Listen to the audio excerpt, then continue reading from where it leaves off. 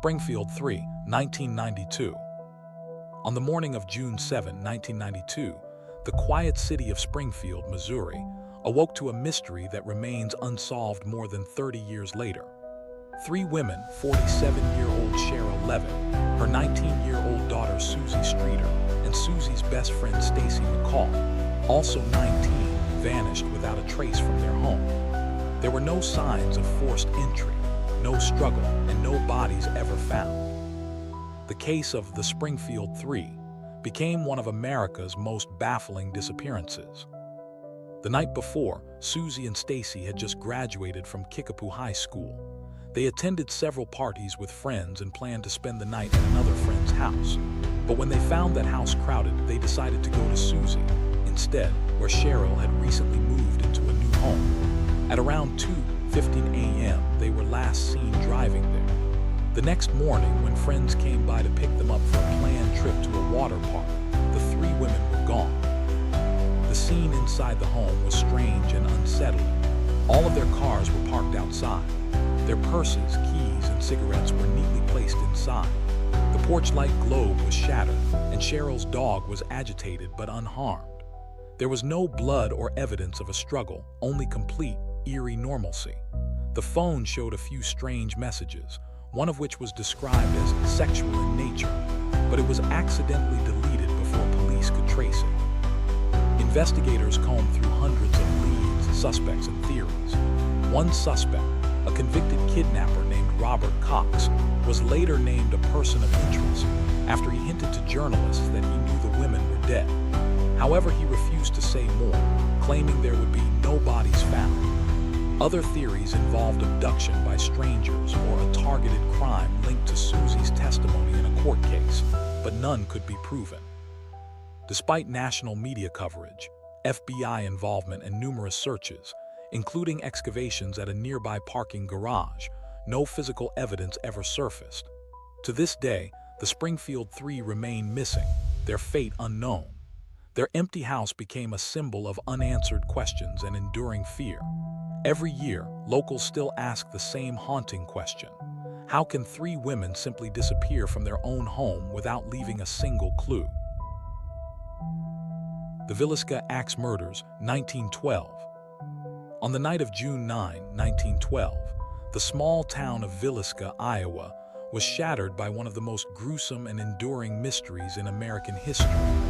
In a quiet white house at 508 East 2nd Street, 8 people, 2 adults and 6 children, were brutally murdered while they slept. The victims were Josiah and Sarah Moore, their 4 children Herman, Catherine Boyd, and Paul, and 2 young neighbors, Lena and Ine Stillinger, who had stayed overnight after church.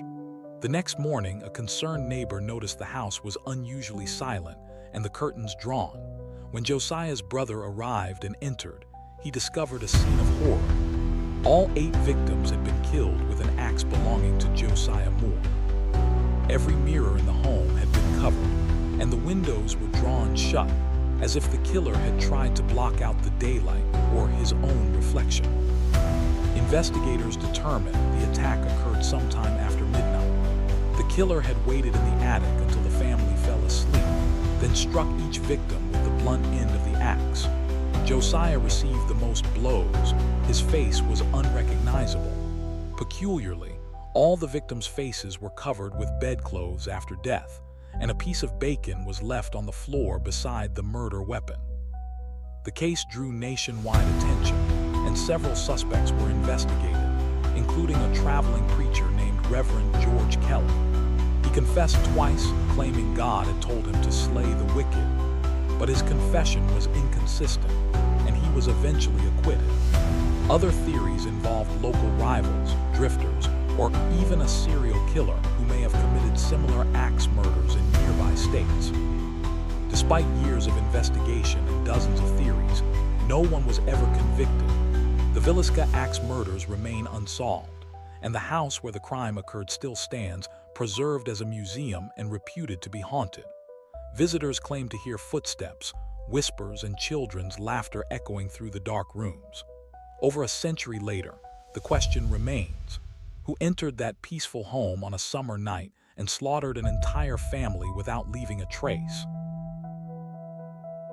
In January 1965, two 15-year-old girls, Marion Schmidt and Christine Sharrock, set out for what was meant to be a carefree day at Sydney's Wanda Beach. They were best friends who lived in the suburb of West Ryde and often spent time together caring for Marion's younger siblings. On that summer afternoon, the group took a train to the beach, but strong winds made swimming difficult. The girls picnicked in the dunes before Marion and Christine told the younger children they would go back to collect their belongings and return soon. They never came back. The next morning, a local man walking through the sand dunes discovered the bodies of the two missing girls. Both had been brutally attacked, stabbed multiple times, and partially buried in the sand. The scene showed clear signs of a struggle, and long drag marks suggested one girl had tried to escape before being caught. The discovery shocked the nation, and what followed became one of the largest homicide investigations in Australian history.